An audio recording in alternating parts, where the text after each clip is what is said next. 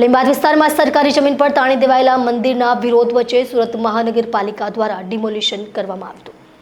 લિંબાયત ઝોનમાં મહાપ્રભુનગર ખાતે સરકારી જમીન પર ઊભા કરવામાં આવેલા મંદિરના ડિમોલિશનની કાર્યવાહી તંત્ર દ્વારા હાથ ધરવામાં આવી હતી। પોલીસ બંદોબસ્ત સાથે હાથ ધરવામાં આવેલી કાર્યવાહી દરમિયાન પ્રારંભમાં સ્થાનિકો દ્વારા વિરોધ કરવામાં આવતા એક તબક્કે વાતાવરણ તંગ બન્યું હતું। સુરત સહિત રાજ્યની તમામ મહાનગરપાલિકા દ્વારા ધાર્મિક સ્થળોના દબાણો દૂર કરવા માટેની કવાયત હાથ ધરવામાં આવી છે, જેના ભાગરૂપે આજે લિંબાયત ઝોન દ્વારા મહાપ્રભુનગર ખાતે શેલ્ટર હોમ માટે રિઝર્વેશનની જમીન પર 10 વર્ષ પૂર્વે ઊભું કરવામાં આવેલું મંદિરનું દબાણ દૂર કરવામાં આવ્યું હતું।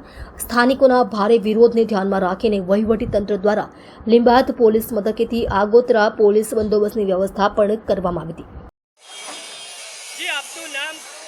नाम जयसुखभाई राठौड़, डेप्यूटी एंजीनियर सूरत महानगरपालिका लिंबायत जोन।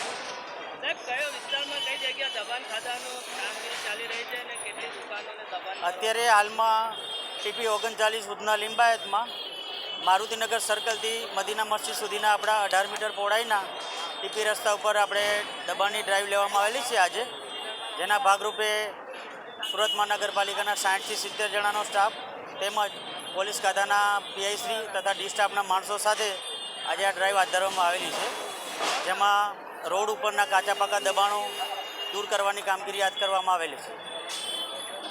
આ કામગીરી કેટલા દિવસ ચાલશે સાહેબ ને બીજી વાત કામગીરી આજથી શરૂઆત કરેલી છે। પિરિયોડિકલી અને કામગીરી દર વીકલીથી 15 દિવસના ગાળામાં બી આ કામગીરી રૂટીનના કામગીરીના ભાગરૂપે ચાલુ રાખવામાં આવશે। સાહેબ, આજે તમે દબાણ દૂર કર્યો છે, એ લોકોને શું મેસેજ આપવા માંગશો તમે બધા? મેસેજ તો એ લોકો સમજી જ ગયા હશે।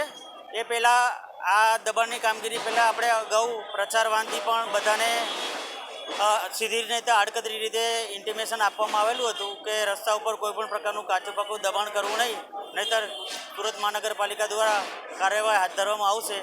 જેથી આજે આ ડ્રાઈવ હાથ ધરવામાં આવેલી છે અને એ કન્ટિન્યુ રહેશે જ્યાં સુધી કોઈપણ પ્રકારના દબાણો કાયમી ધોરણે દૂર ન થાય ત્યાં સુધી।